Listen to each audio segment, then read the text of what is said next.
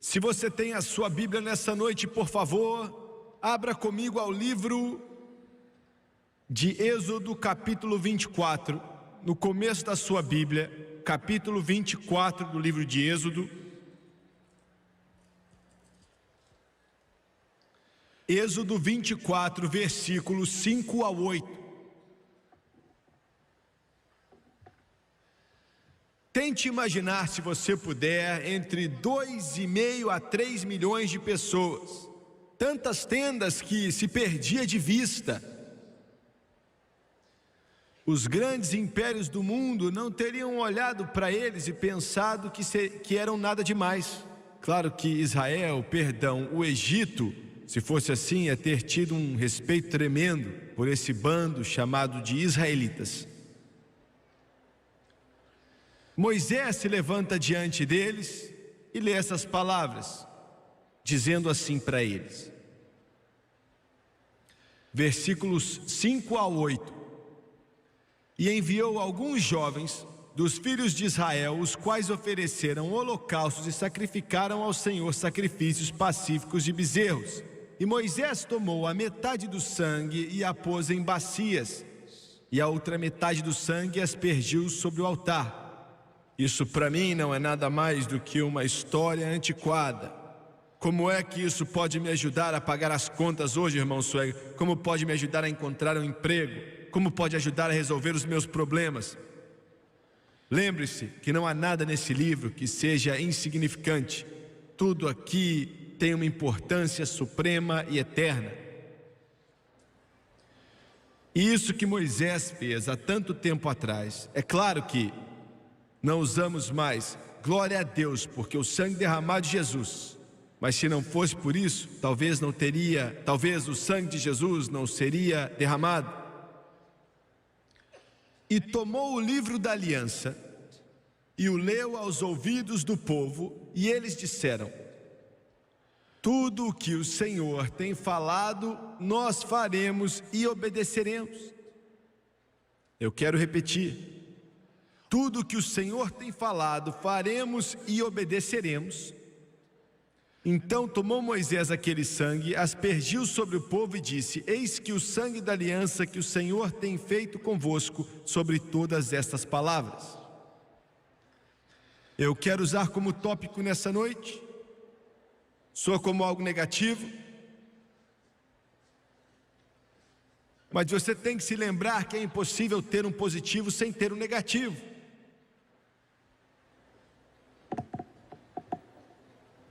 E para ter o positivo, precisamos te alertar do negativo, senão você vai tropeçar nele.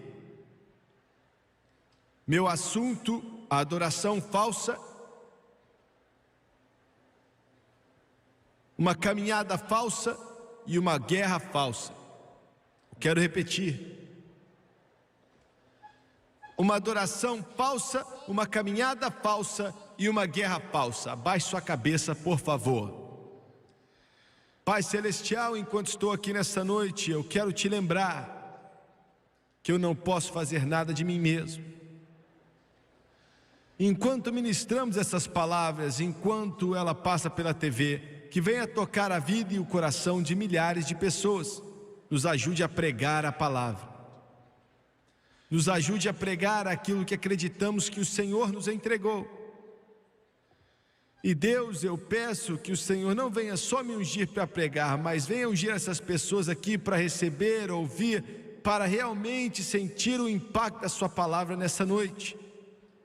Deus, eu peço tudo em nome de Jesus, e todos dizem amém e amém.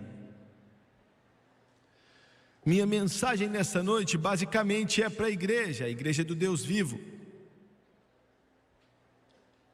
Eu sou apenas o mensageiro, eu não sou a mensagem. Como João disse há tanto tempo atrás, quando introduziu o grande Cristo da glória, eu sou apenas uma voz clamando do deserto: prepare o caminho do Senhor e endireite os seus caminhos. Sou apenas um mensageiro, sou apenas uma voz.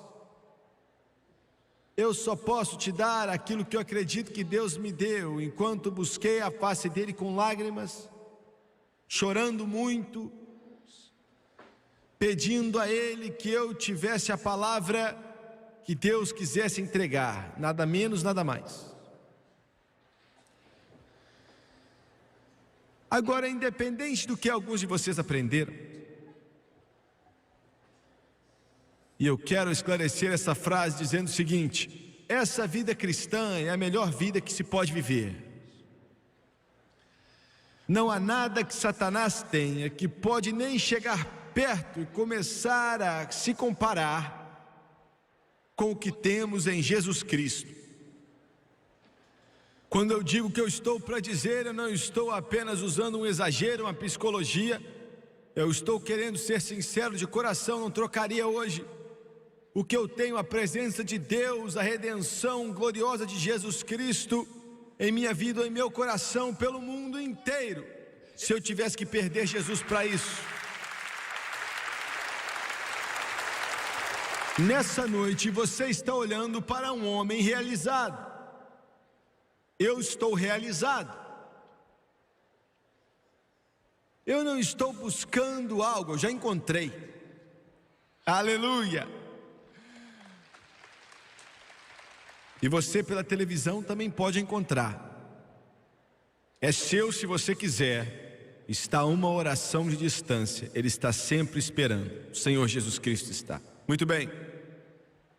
É a melhor vida, é a vida mais maravilhosa, é a vida mais empolgante, é a vida mais realizada. Ainda assim é difícil de dizer isso ao povo que não é salvo, porque não entendem.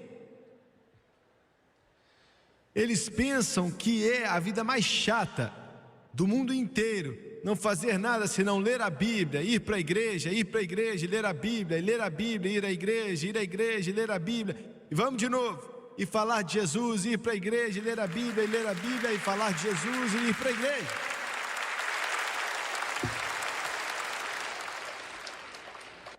Mas quando eu falo de Jesus, o príncipe da glória, o primeiro, o último, o alfa, o ômega, o começo e o fim.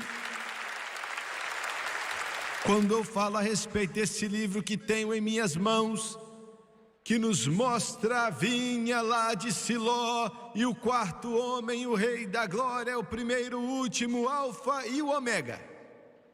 Quando vou para a igreja, não mostrando Jimmy Swagger, ou para fazer um show, mas para adorar aquele que é digno de todo louvor e toda glória. Não é algo chato, não é algo sem vida, não é algo chato. E olha, você pela televisão, hoje eu estou aqui para te dizer que a mesma realização gloriosa que a sua mãe tinha e a sua avó tinha, todas que amavam a Deus. E olha, você não vai encontrar nessas mesas de jogatina lá em Las Vegas, viu? Você não encontra naqueles cassinos novos que estão abrindo lá em Atlantic City. Você não encontra em sexo ilícito, você não encontra nas coisas desse mundo, com uma seringa podre no seu braço, ou fumando maconha, cheirando cocaína, sei lá o quê. Mas você encontra na cruz, quando eu primeiro vi a luz e todos os meus problemas foram embora. Aleluia, glória, glória. Eu acordo à noite falando: Jesus, eu te amo. Eu tenho que te falar de verdade mesmo. Eu podia varrer o chão da menor base missionária que existe no mundo, se eu tivesse que fazer isso e estar contente em fazer isso por Jesus Cristo. Sério mesmo. Não estou inventando moda não, é verdade. Queima na minha alma, está em meu coração. Porque realiza o homem. O homem não pode ficar satisfeito fisicamente, mentalmente ou psicologicamente até que ele esteja satisfeito espiritualmente. Muito bem. Mas agora, essa caminhada cristã não é um mar de rosas. Existe um inimigo que chama diabo. E depois que você é salvo e cheio do Espírito, você descobre que você repreende a ele e não prende ele.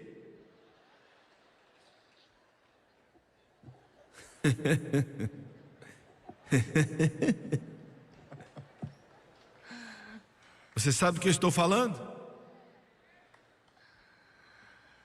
Você descobre que vivendo para Deus existem problemas, existem dificuldades, existem alguns obstáculos que atrapalham no meio do caminho. Eu não estaria dizendo a verdade se eu não te falasse pela televisão que quando você vive para Jesus, você vai ter algumas dificuldades e tudo vai ser um mar de rosas, e que você vai viver uma vida linda e que você vai ficar só tocando guitarra e cantando "Vem Jesus" para sempre, não é por aí.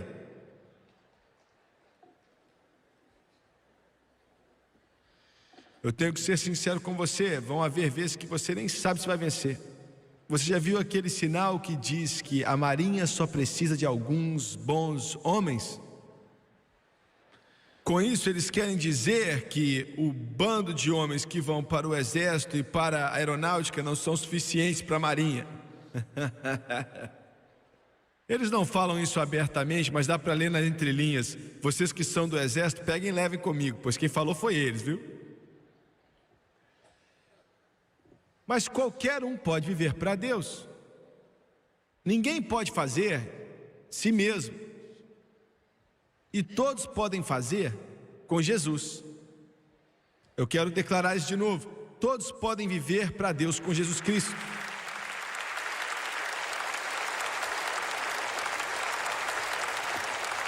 Ainda não estamos no céu, não chegamos em casa, estamos em uma batalha. Estamos em uma batalha de uma proporção tão grande que é a mais importante que vai acontecer na sua vida e em seu coração. Viver para Deus. É por isso que se você der meia vida, você não sabe o que está perdendo. Porque todas as coisas que você faz, quando você entrega a vida para Jesus, tem uma significância tremenda, tem uma importância tremenda, causa um impacto tremendo. Você, como filho de Deus, toda a sua vida, o seu ser, o bater do seu coração e o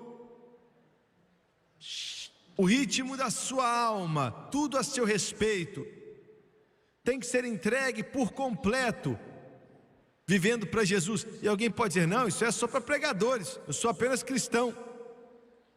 O que eu mais gosto a respeito dessa grande experiência pentecostal, e eu amo, é que não há uma divisão entre o banco e o púlpito. Todos se tornam pregadores quando são cheios do Espírito Santo. E não fui eu que disse que Deus chamou para ser um pastor, um professor, um evangelista, um profeta, um missionário. Mas Ele chamou você para pregar, e simplesmente quer dizer as boas novas. Então, isso aqui é o que torna isso algo grandioso. Mas vão haver poderes das trevas que virão contra você. Não é fácil, e eu estaria sendo irônico e mentiroso se estivesse aqui dizendo para você que viver para Deus é algo simples, que é rápido. Não é verdade. Você vai precisar de toda a consagração e dedicação que você pode conseguir. Agora, eu sei que alguns tentaram distorcer e fazer você pensar que você pode segurar o mundo com uma mão e Deus com a outra, mas não é possível. E esse é o problema da igreja hoje. Não tem como fazer isso. Deus ainda exige algumas coisas de você. Essa é a razão nessa noite porque não existem centenas de milhares aqui. É porque, e muitas vezes eu choro, mas eu chego na televisão e digo aos santos: pare de beber, pare de ir para boate, pare de beber cerveja, pare de beber uísque, pare de contar piadas sujas, pare de ficar escutando rock and roll, pare de ficar escutando música sertaneja. Veja bem, começa a dividir. As pessoas começam a dizer: eu não quero escutar isso porque eles gostam de nascido para perder. Entendeu? Você está me ouvindo? As pessoas começam a se desviar. Mas eu não posso fazer nada, eu sou só um mensageiro. Sou apenas uma voz, estou apenas te dizendo o que eu acredito que Deus mandou te dizer. Se você não gosta, fala com Deus. É assim que eu me sinto. Mas eu vou pregar a verdade, eu vou pregar aquilo que acredito que essa palavra nos diz. Muito bem. Eu quero que você olhe para Levítico capítulo 10. O 10º capítulo de Levítico, existe um uma declaração terrível dada ali nos primeiros 2 versículos, 10º capítulo de Levítico. E os filhos de Arão, Nadab e Abiú, tomaram cada um seu incensário e puseram neles fogo, e colocaram incenso sobre ele e ofereceram fogo estranho perante o Senhor, o que não lhes ordenara. Então saiu o fogo de diante do Senhor e os consumiu e morreram perante o Senhor. Eu quero que você note algo. Primeiramente, esses 2 homens que fizeram isso, Nadab e Abiú, eram filhos de Arão. Arão era o sumo sacerdote e o primeiro sumo sacerdote escolhido por Deus. Ele era irmão de Moisés. Ele era o segundo homem mais poderoso na igreja do deserto de Israel. Esses eram seus 2 filhos, Nadab e Abiú. Eram homens poderosos também, eram sacerdotes. Eram tão poderosos que ele, com mais 70 anciãos de Israel, mais Moisés e Arão, foram convidados para o topo da montanha e literalmente tinham conversado com Deus, e essa Bíblia diz que eles viram a Deus. Eu acho que nessa noite eu estou pregando mais para pentecostal do que qualquer outro povo. Talvez meus irmãos batistas precisam ouvir, talvez meus irmãos metodistas também precisem, talvez meus amigos católicos precisem, mas estou convencido que os meus irmãos e irmãs pentecostais precisam mais do que qualquer um outro povo. Por quê? Por que eu estou dizendo isso? Porque é que eu estou sendo cáustico com isso. Eu vou te falar por quê. Como a Bíblia diz que Nadab e Abiú viram a Deus, eles tiveram o privilégio de experimentar um nível de proximidade de Deus que poucas pessoas no mundo naquela época tinham experimentado. Eles tinham conhecido seu poder e a sua glória, e eu digo isso não querendo falar mal de nenhum outro povo, mas pentecostais conheceram um nível de poder e milagres de proximidade do Todo-Poderoso Deus, que talvez, eu digo talvez, os outros não tenham conhecido. E para quem muito é dado, muito é cobrado.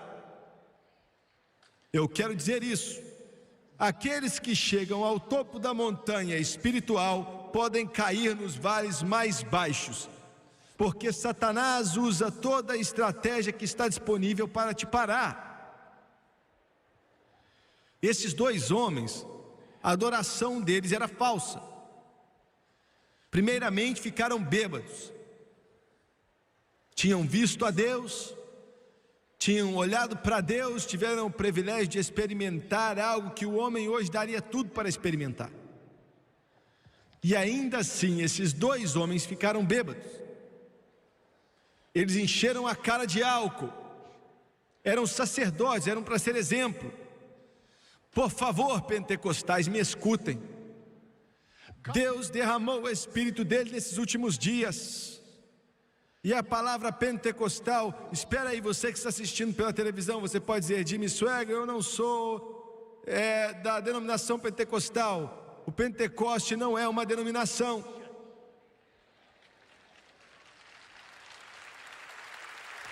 É um derramar do Espírito Santo sobre quem quiser, seja Assembleia de Deus, Batista, Igreja de Deus, ou presbiteriano, ou católico. Ele disse: eu derramarei do meu Espírito sobre toda a carne.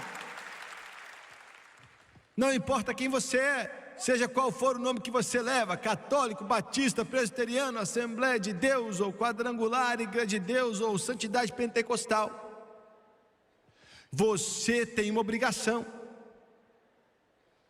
Você tem uma obrigação de caminhar em santidade, caminhar em justiça e caminhar em pureza diante de Deus.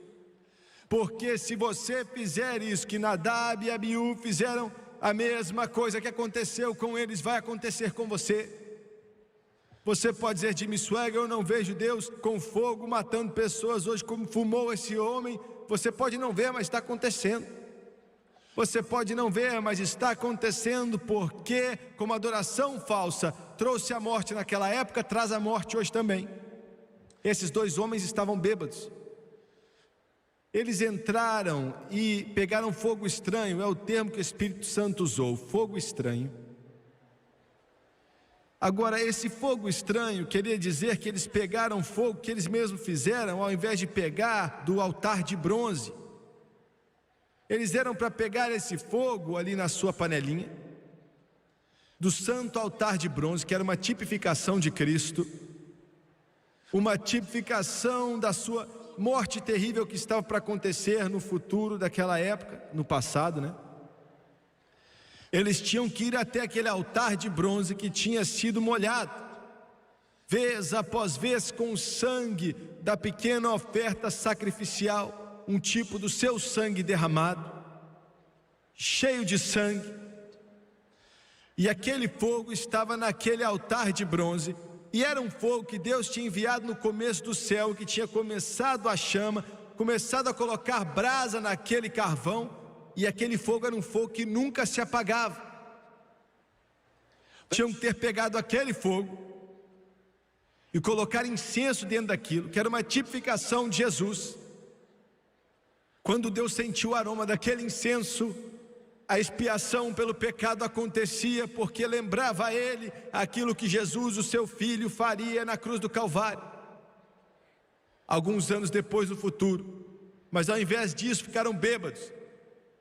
Ao invés disso, esses sumos sacerdotes, esses homens reconhecidos, esses homens que tinham visto tanto de Deus, sabiam da sua importância. Não importa o quanto você ora em línguas, não importa quantos sonhos e visões você tenha, você tem a obrigação diante de Deus de caminhar em santidade e em justiça diante dele, diante de uma geração adúltera que está morrendo indo para o inferno. Você está me ouvindo nessa noite? É nossa obrigação ser uma figura de Cristo. Eu não estou falando de alguma coisa legalista, uma religião, não. Eu odeio isso e Deus também odeia, mas eu estou falando de caminhar em santidade diante dele, em pureza diante dele. Eu disse à nossa igreja lá em Baton Rouge, Louisiana, outro dia, acabamos de começar um time de boliche, eu disse para eles: se as meninas aparecerem ali com shorts curtos, olha, obrigado por ter vindo e faz de tudo para te ajudar em Jesus, mas vou mandar você para casa para vestir uma roupa. Jimmy Swaggart, você está pregando isso na Califórnia? Você ficou maluco? Olha, talvez você deva ler alguns livros, Swaggart. Você não sabia que as coisas mudaram? Podem ter mudado, mas isso aqui não mudou, não. Isso aqui não muda.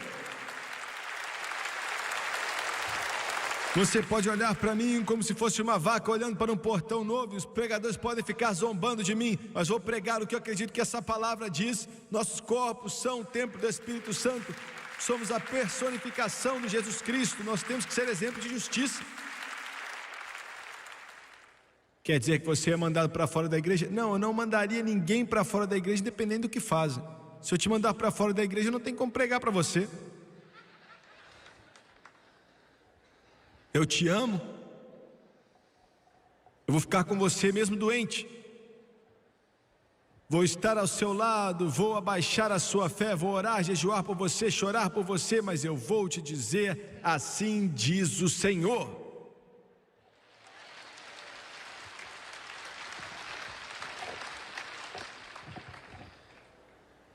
Mas ao invés disso, os homens estavam bêbados. E nessa noite eu me pergunto quantos pentecostais estão da mesma forma. Eu me pergunto nessa noite quantos pentecostais estão da mesma forma. Eu vou ir um pouco adiante, eu me pergunto quantos batistas estão do mesmo jeito, quantos metodistas, quantos católicos, eu me pergunto quantos presbiterianos, quantos episcopais, quadrangulares, seja quem for, bêbado, se desviou. Meu Deus, me dê pregadores por detrás dos púlpitos que não venham pensar apenas em geometria ou geopolítica ou história ou saber escrever para revista, mas pregadores que estão diante de Deus até que eles choram tanto com convicção do Espírito Santo, e quando subirem naquele púlpito eles venham falar como se fosse a voz de Deus falando. Falsa adoração. Falsa adoração. Eu estava em uma mesa algum tempo atrás na nossa organização, tinha acabado de fazer um acordo, isso foi o quê? Uns 4, 5 anos atrás, fechou um acordo numa estação de rádio, e os advogados estavam mencionando algumas coisas de última hora, estávamos conversando até que tudo o que tinha que ser feito legalmente foi feito, e então eu cheguei na mesma mesa daquele homem, um multimilionário. Eu perguntei a ele: Senhor, qual igreja você vai? E ele me deu o nome dela, não algum tipo de seita, mas não, uma das maiores igrejas no meio cristão. E eu disse: que bom. E perguntei: o que você faz na igreja? E ele disse: eu sou líder de louvor. Eu olhei para ele, seria engraçado se não fosse tão triste. E eu disse: você é líder do quê? E ele disse: sou líder do louvor. Eu não estou falando de um louco que saiu do manicômio para visitar os seus familiares, não é? Eu estou falando de um homem que era dono de metade da cidade, um homem que era multimilionário, um homem que tinha muitos PhDs. Ele disse: eu sou o líder de louvor. E eu fiquei um pouco interessado e falei: Senhor, então como você conduz suas responsabilidades? Ele falou: bem, tem sido meio difícil. E depois vi que ele falava a verdade. Ele disse: eu não sei bem o que fazer, o pastor me colocou na liderança do louvor. Ele não queria me dizer, mas eu continuei perguntando.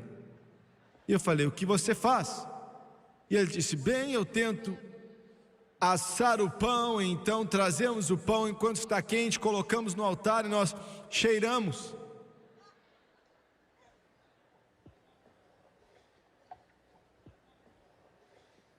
Não, eu não estou falando de uma seita, eu não estou falando a respeito de algum grupo estúpido, louco, maluco. Não estou falando de nenhum tipo de seita, não. Eu não estou falando de algum tipo de loucura. Eu estou falando de uma da grande igreja aqui. Por que você está falando? É por isso que eu prego assim. Ia ser muito mais fácil se eu estivesse diante do pessoal da televisão e não ficar pegando o pé de ninguém. As pessoas não gostam que eu fale essas coisas, mas alguém precisa falar. Alguém precisa falar. Porque a Bíblia diz que não há como adorar ao Senhor senão pelo Espírito Santo. Nenhum homem chama Jesus de Senhor senão pelo Espírito Santo. Deus não pode aceitar a maioria das adorações, porque a maioria delas não entendem a sua grandiosidade.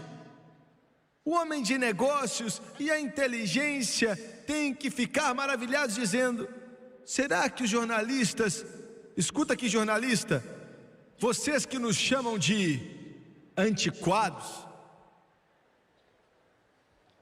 essa tolice de adoração, você bate as mãos e você levanta os braços e essas coisas ridículas, essas manifestações físicas, que tipo de Deus é isso? Como é que você sugere que adoremos? Construir prédios em seu nome? Todas as ruas aonde ele mora são feitas de ouro?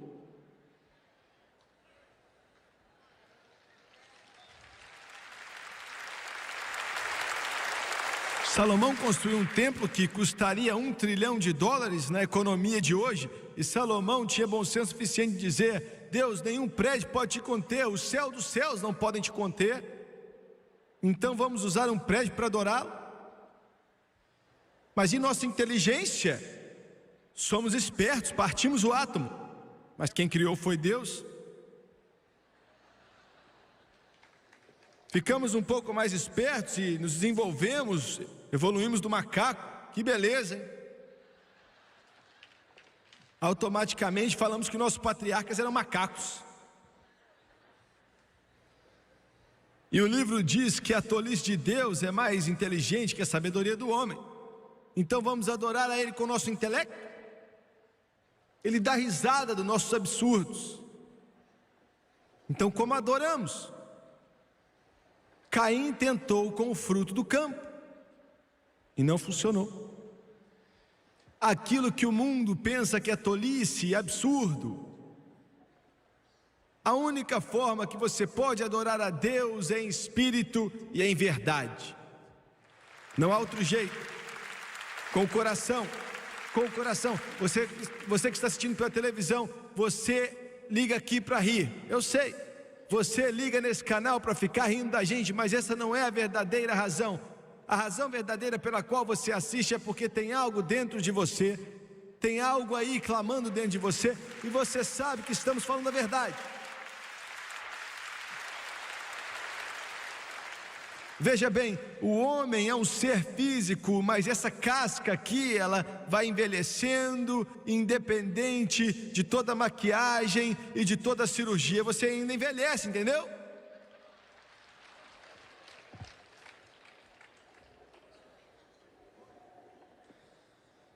O cabelo fica branco, você faz tudo possível e o estômago parece saltar para fora. O homem é uma bagunça patética. Sofreu uma queda. Esse corpo é uma casa, só isso, está sofrendo com mau tempo e até está tendo goteiras. Não, é só o meu cabelo, não é o de mais ninguém não, só o meu. Você entendeu o que eu disse? O carpete fica ruim, a janela precisa de ser consertada. E é por isso que eu tenho isso aqui, ó. Alguns dizem que a fé deles é grande, se perdem as lentes de contato não conseguem ler.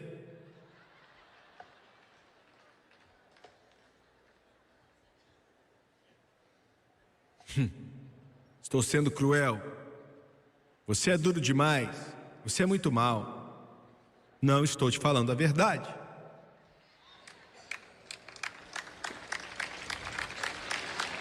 Mas na realidade o homem não é a parte de fora. Você está olhando para o que você acha que o Jimmy Swaggart é. Demorou meio dia para ficar bonito desse jeito, por pior que seja.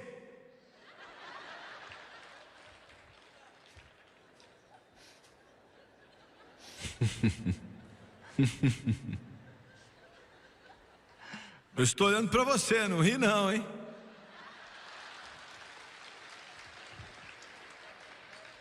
Mas esse não é o verdadeiro Jimmy Swaggart.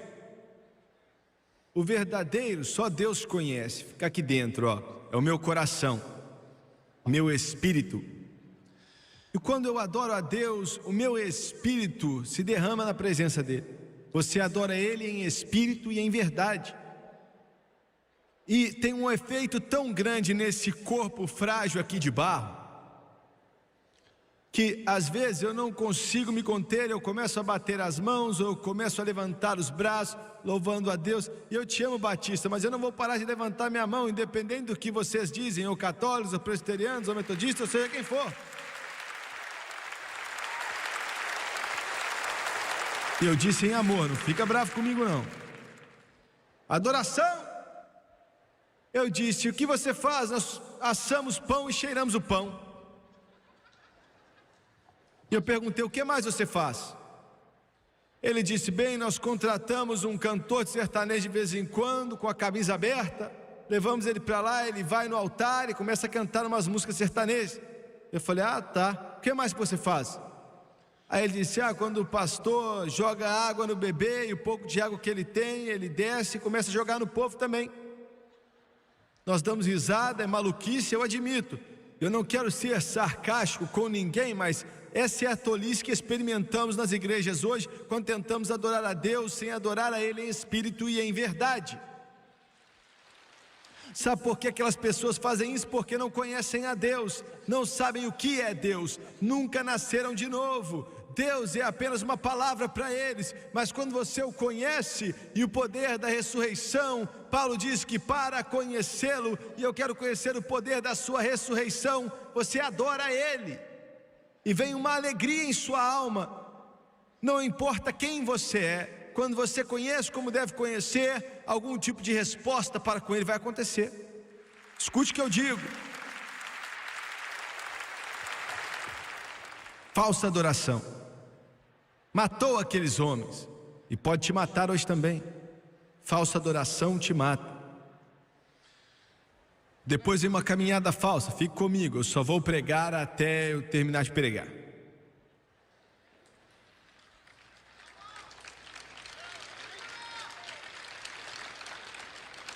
No capítulo 32 de Êxodo, eu não quero que você leia todo o capítulo, leia quando chegar em casa. Êxodo 32. Moisés estava no topo do monte e ele ia receber o maior mover de Deus que a humanidade conhecia fora do Calvário e a ressurreição, que eram os 10 mandamentos.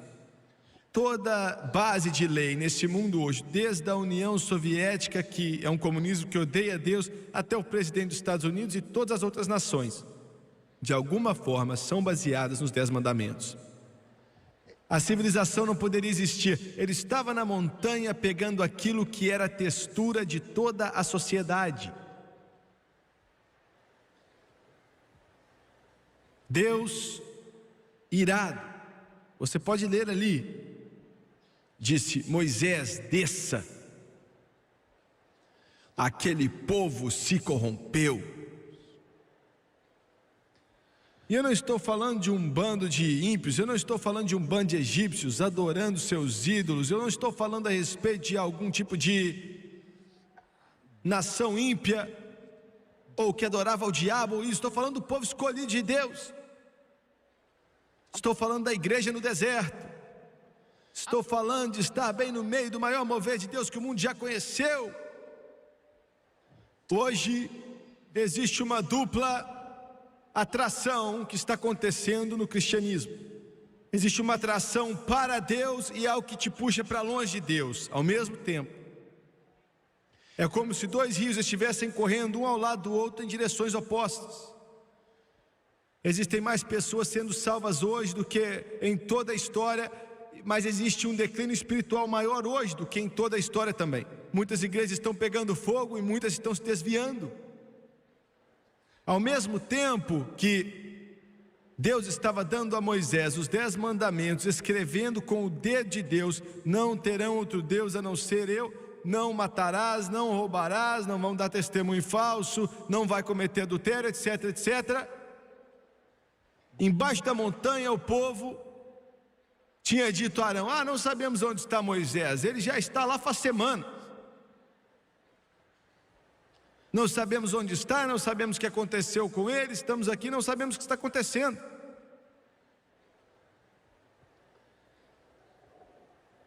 Faz alguma coisa. Faz alguma coisa. E é um dos nossos problemas aqui no Pentecoste hoje. Temos que fazer alguma coisa. Temos que colocar uma fumaça azul nos corredores. Ou tem pregador que está lendo a mente agora, pensamento positivo.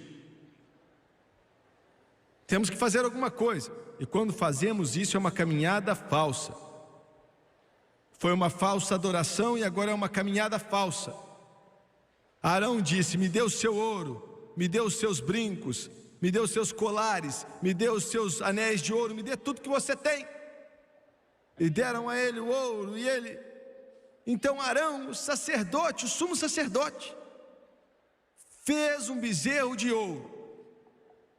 E o povo começou a ficar bêbado e tirar as roupas e ficaram nus. E começaram a dançar em volta desse bezerro de ouro. E começaram a se envolver e adorar e fazer orgias. Eu creio que esse é o tempo de mais provação que o cristianismo já passou por ele. Você pode perguntar: como é que você sabe disso? Eu sei pela seguinte razão: Satanás está entrando nos nossos quartos e nas nossas salas de TV, com a maior sujeira, com o que tem de mais podre, com a perversão que vem direto do inferno. Faz pouco tempo que ele mudou a sua tática.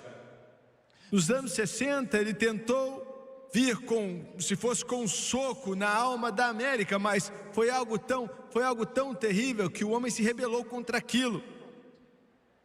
Escreveram canções falando do paizão, Deus, e do espuquinho, o Espírito Santo. e falando de um bastardo, Jesus Cristo. Vocês ouviram bem? Deus nos perdoe, blasfemando com a boca mesmo. E faz alguns anos ele mudou a sua tática. A sua situação é comum na televisão. Olha só, hoje em dia ninguém pensa mais em nada. Homem e mulher vivem juntos sem precisar se casar, eles vivem juntos, e é uma piadinha até hoje em dia, não é? Nossos jovens, eles estão cheios disso, dessa insinuação suja. Eles não aparecem na TV dizendo que o pregador é louco, que a Bíblia é estúpida. Falam isso subliminarmente. E os nossos jovens são criados em meio a essa aura de distorção da mente, e essa é a tentativa de Satanás, distorcer a mente. Essa é a razão pela qual, quando um pregador como eu, ou esse que estão aqui nessa noite, quando estão por detrás de um púlpito na televisão e dizem isso está errado, isso vai acabar com a sua vida, isso é do inferno, parece que somos loucos. Parece como se um homem que estivesse possesso, um demente, porque todos estão fazendo, e quando a metade da igreja também começa a fazer essas coisas,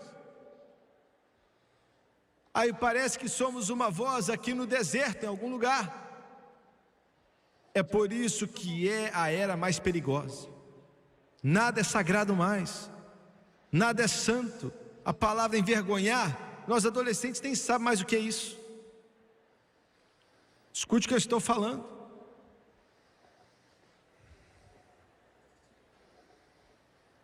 Estavam nus, não é nada de novo, isso é antigo. Satanás já tentou essa tática faz muito tempo, uma caminhada falsa. Moisés desceu e ele pegou aqueles 10 mandamentos, aquelas pedras em sua mão. Escute o que eu estou para te dizer. E com raiva ele pegou aquelas pedras e jogou no chão. E não há uma só palavra de condenação nessa Bíblia que Deus usou contra ele por fazer isso, pois foi algo completamente ignorado. Ele teve que voltar no topo daquela montanha e chorar mais 40 dias e noites. Deus nunca o repreendeu, nem falou nada com ele. 3.000 israelitas morreram. 3.000. Assim como uma falsa adoração te mata, uma falsa caminhada te mata também. Olha, você me escute, você que está me assistindo pela televisão aqui. Você pode colocar o cantor de sertanejo no seu púlpito, que já cantaram sábado à noite na boate e agora vão cantar na sua igreja domingo de manhã. Vai chamar a atenção de muita gente. Mas, Senhor, você está sujando esse evangelho de Jesus Cristo. E você está condenando os seus jovens ao inferno por fazer isso.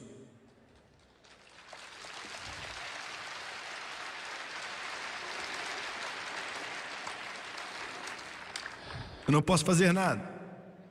Eu não posso fazer nada, não importa quem seja. Quando você vive para Jesus, há uma linha ali. Você o ama, eu amo o mundo, pois Deus tanto ama o mundo. Mas não há como ter os dois. Há uma linha, uma falsa caminhada. E por último, uma falsa luta. Você se pergunta por que muitos caem no meio do caminho, porque muitos não conseguem vencer.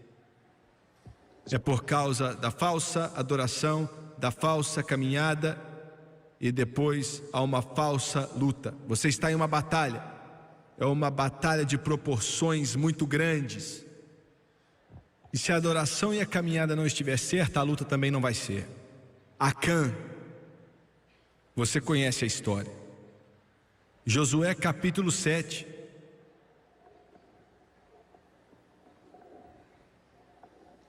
O povo de Deus foi contra uma pequena cidade pelo nome de Ai. Tinham acabado de vencer Jericó com o grande milagre do céu. –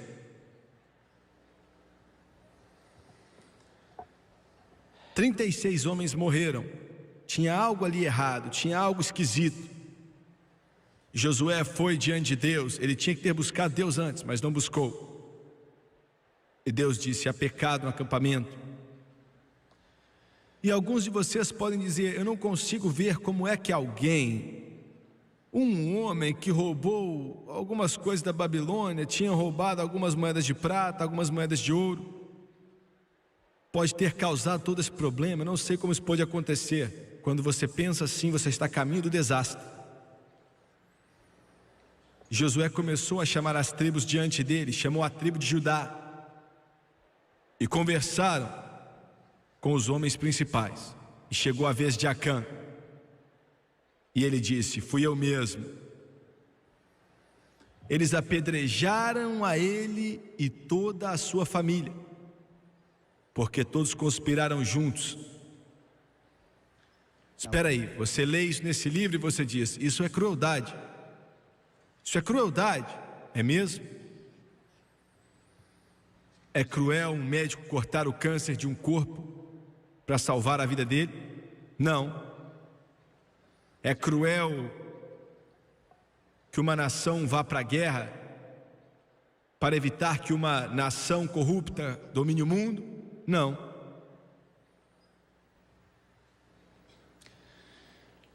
Eu estava em uma cidade aqui do Oriente, eu estava em uma igreja fazendo um avivamento, fiquei ali várias semanas.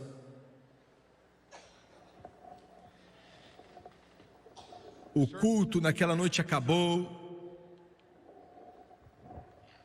e eu comecei a andar a caminho da porta e eu passei pelo pastor. Ele estava com a cabeça baixa e com as mãos na cabeça e inclinado na mesa. Eu sabia que algo estava errado e eu perguntei: pastor, qual é o problema? Era uma situação que ele não tinha como resolver, já era tarde demais. Ele me contou essa história e disse: irmão Suega, uma menina foi criada nessa igreja, aqui nessa igreja. E ele disse: eu conhecia seus pais, ela começou assim, engatinhando nas classes dominicais. Eu vi ela crescer.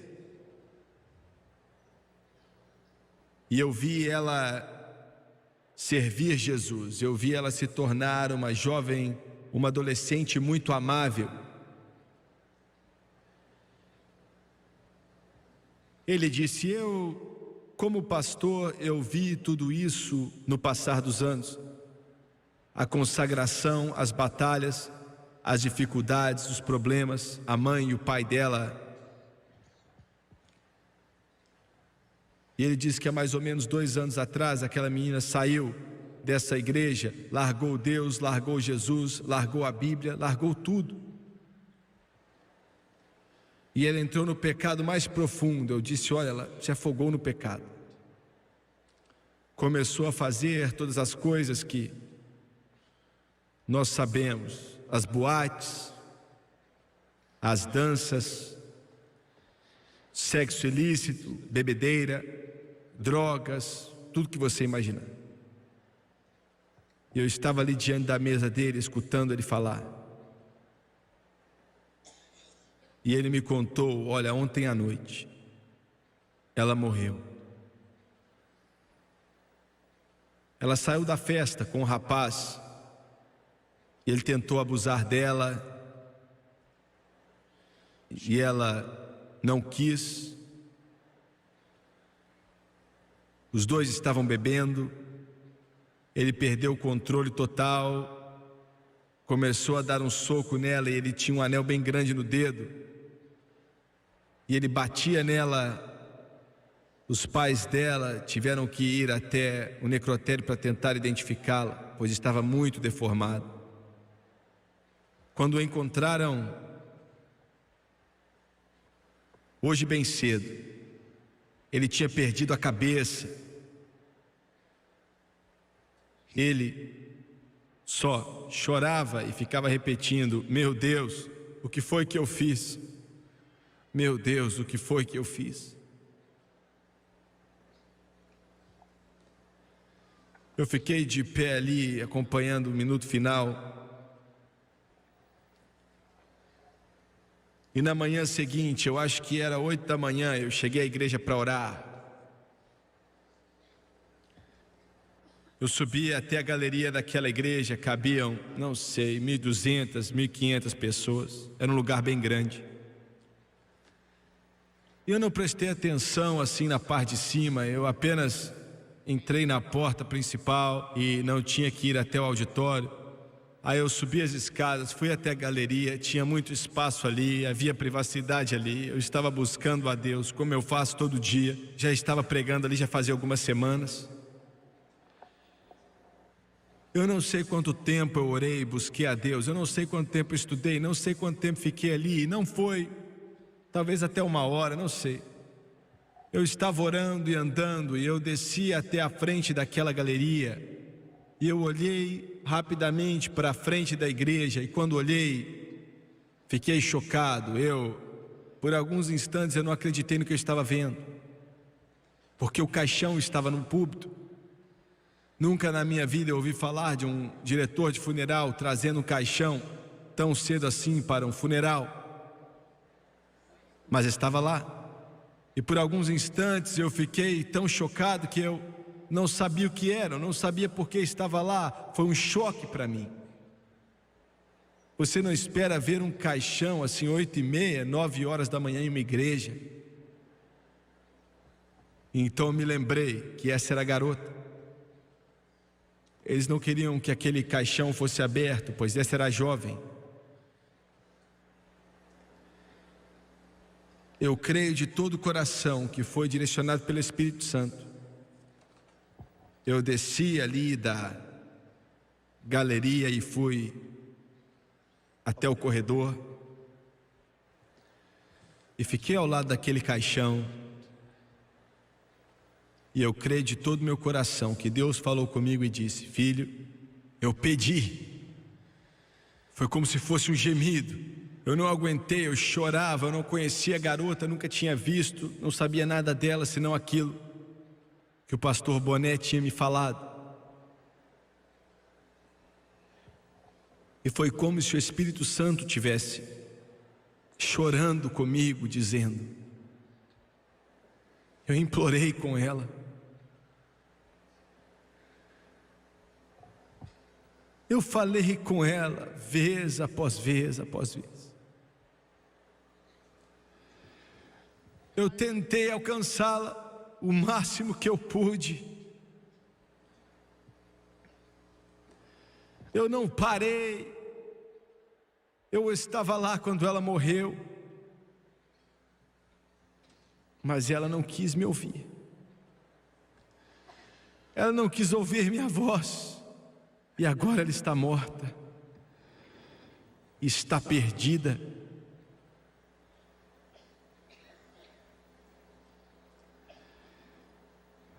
Sempre uma falsa adoração e uma falsa caminhada produz uma falsa luta e traz morte. Sempre. Abaixe sua cabeça, por favor.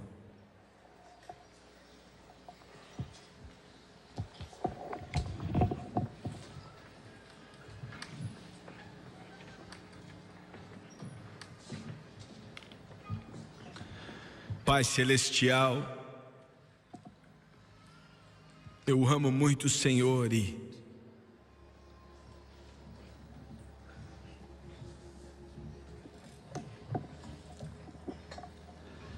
ainda assim, Deus, eu choro por dentro. Venha se mover nesse lugar. Mova na vida das pessoas pela TV, Deus, seja quem eles forem, por favor. Eu peço que em nome de Jesus, o Teu Espírito, a Tua presença venha vir sobre esse lugar. Eu peço por uma convicção do Espírito Santo, que venha sobre esse lugar, de olhos fechados e cabeças baixas.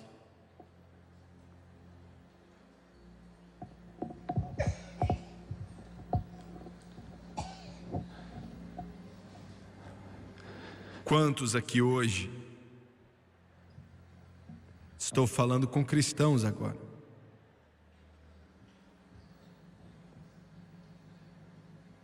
existe uma falha, uma falsa adoração, uma falsa caminhada que está produzindo uma luta falsa e vai te matar. Quantos podem levantar a mão e dizer: Jimmy Swaggart, eu não estou vivendo bem? Agora me escute com atenção, eu não estou vivendo bem. E sei que se eu continuar vivendo assim, isso vai trazer muitas dificuldades para a minha vida. Você pode orar por mim? Estou vendo uma mão ali, outra mão ali, outra mão ali. Estou vendo as mãos se levantando nesse lugar. Deus ama o seu coração. Quantos ali na arquibancada? Ore por mim, levante a mão. Estou vendo, das arquibancadas, ali na sacada. Levante, por favor, lá em cima. Quantos podem levantar as mãos pedindo oração? Obrigado, Deus ama você. Aqui do meu lado esquerdo, ore por mim. Uma falsa caminhada, uma falsa adoração e uma falsa batalha. Eu quero que todos nesse lugar se levantem, por favor. Por favor, se coloque de pé. Querido Deus, louvado seja Deus. Eu quero pedir o Tomás e as meninas para cantarem. Ô Salvador, não passe por mim sem me notar, estou aqui. Enquanto outros estão chamando, não passe despercebido por mim. E enquanto eles cantam, daqui a pouco, eu quero que todos vocês que levantaram as mãos aqui nesse ginásio, seja quem você for, aonde quer que você esteja, eu quero que você desça esses corredores. Se você levantou as mãos, vocês que estão aqui e não levantaram a mão, e Deus está falando com você, você está debaixo de uma convicção pesada agora, eu quero que você venha. Não importa quem você seja ou qual igreja você esteja indo, não estamos abrindo a porta para nenhuma igreja, pois nenhuma igreja pode salvar. Estou falando a respeito de ter um relacionamento, um encontro pessoal com Jesus Cristo. Eu quero que você venha enquanto eles cantam. Venha.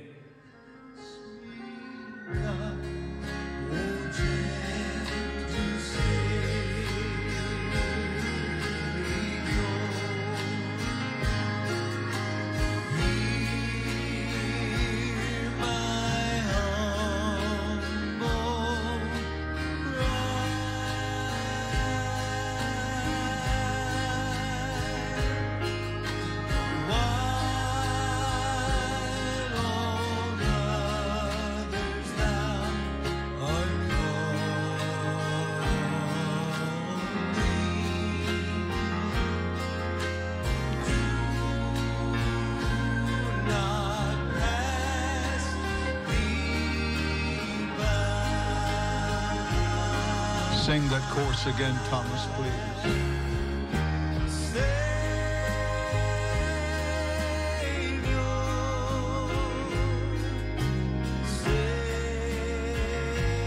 Oh, dear God, dear God, dear God.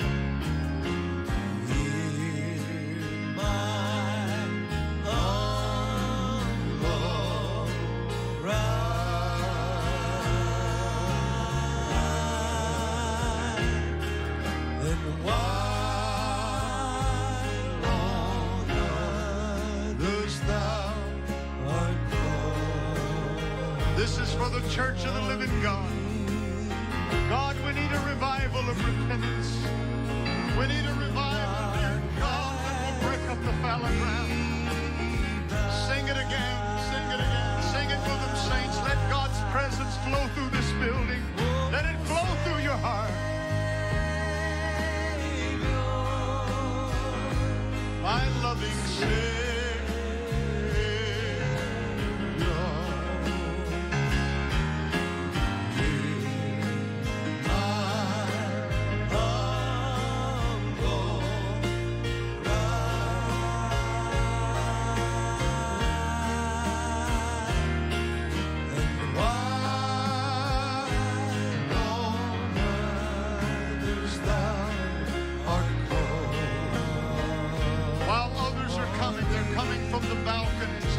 Invite the Holy Ghost. Let him move in your heart. Give me 2 or 3, 4, 5 preachers on each side, please. Let the Spirit of God move in your soul, move in your life. Oh, Savior.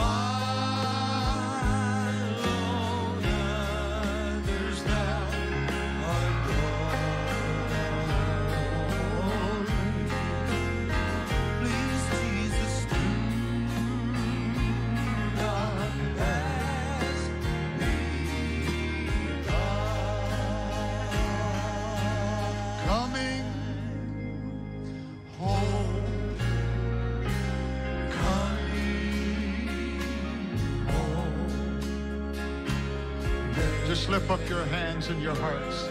Let God move in your soul. Let him work a work in your heart. Let him speak to you tonight. Let him touch you tonight. He loves you so much. Thine arms are Lord, I'm coming home, coming home,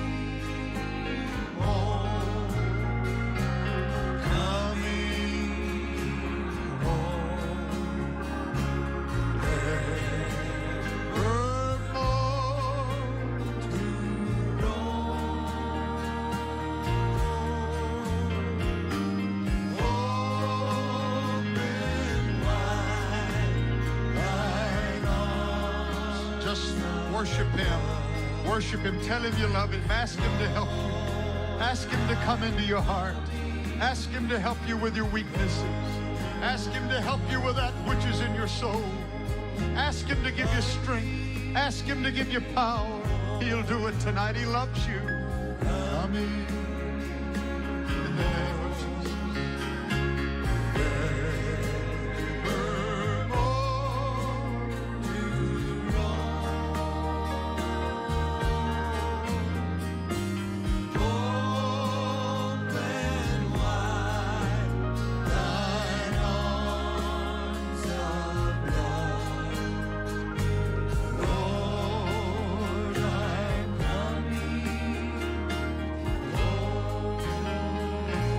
There shall be showers of blessings. This is the promise of love. There shall be seasons refreshing, sent from the Father above. Showers of blessing, showers of blessings we need. Mercy runs round us are falling, but for the showers we plead. All over this congregation, sing it, everybody. Showers of blessing, showers of blessings we need. Mercy drops round us are falling, but for the showers we need. Showers of blessing, showers of blessing we need. Mercy drops round us are falling, but for the showers we need. Glória ao nome do Senhor. Eu quero que você olhe para o irmão Suega rapidamente, por favor. Eu quero que cada um de vocês olhe para mim. Eu sei que a maioria de vocês são cristãos e a maioria de vocês estão salvos e vocês estão demonstrando uma necessidade de caminhar mais perto de Deus. Só Deus conhece seu coração, eu não conheço e não quero saber. Eu só te amo, só isso. Deus ama você mais do que eu posso amar. Mas eu sei que alguns de vocês aqui não estão salvos. Alguns de vocês se desviaram. Alguns de vocês não estão andando junto com Deus. E você tem sérios problemas em sua vida. E se as coisas não se consertarem em breve, você vai ser destruído. Então a primeira coisa que eu quero dizer é que Deus ama a todos vocês. Em segundo lugar, seja qual for o problema em sua vida, Jesus Cristo não é só uma resposta, Ele é a única resposta. Não existe uma outra resposta fora de Jesus. O pessoal da mídia, às vezes, deprecia, de uma forma sarcástica, reprova os caminhos de Deus. Mas eu pergunto a você, mas ninguém pode libertar senão Jesus. Nenhum outro. Você pode procurar nessa nação inteira e você nunca vai descobrir alguém que foi liberto pelo governo. E eu amo o nosso governo, não me entenda mal. Você nunca vai encontrar alguém que foi liberto pela religião. Você nunca vai encontrar alguém que a educação libertou, por mais valioso que seja. Mas nossa nação está cheia de milhões que foram libertos de drogas, tiveram os lares restaurados, sonhos restaurados. Os piores pecados que você pode imaginar: bebedeira, alcoolismo, perversão. E assim eram alguns de vocês. Jesus te libertou. Aleluia. Jesus te transformou. Você pela televisão, enquanto faço essa simples oração. E o Charles está tocando essa antiga canção: assim como sou, ó Deus, o teu sangue foi derramado por mim. Cordeiro de Deus, eis-me aqui. Eu sinto a presença de Deus. Nesse momento você pode ser liberto. Eu sinto isso. Alguns de vocês pela televisão não têm esperança. E você pensou: eu vou pegar uma mão cheia de pílulas e me suicidar, pois não tenho esperança. Mas como se fosse um farol, as palavras de Deus vêm para você e ilumina a sua escuridão, há esperança para você. E hoje você pode ser livre, independente da hora que esse programa esteja passando na sua televisão, nesse quarto de hotel, onde quer que você esteja. Eu quero que você, com eles aqui, faça essa oração de arrependimento comigo e permita que Jesus faça essa obra em seu coração. E enquanto eles aqui abaixam a cabeça, eu quero que você também abaixe sua cabeça, por favor. E vamos orar. Repita isso em voz alta comigo e creia de todo o coração. Vamos orar, por favor. Querido Deus do céu, eu venho a Ti em nome de Jesus. Perdoe os meus pecados, como tenho vivido e pelas coisas que fiz. Perdoa-me, por favor. Lava-me com o Teu sangue precioso de toda injustiça. Eu quero uma vida melhor. Eu quero um caminho melhor, de acordo com Tua santa palavra. Romanos capítulo 10, versículo 9 e 10. Com a minha boca eu confesso Jesus Cristo, e em meu coração eu creio que Deus ressuscitou Jesus dentre os mortos, e Ele vive, e porque Ele vive, eu também posso viver. Diante do mundo, eu aceito Jesus Cristo como Salvador. Eu aceito sua misericórdia, seu perdão e seu poder. E de acordo com sua palavra, que não pode mentir, nesse instante eu estou salvo. Oh glória, aleluia, louvado seja Deus.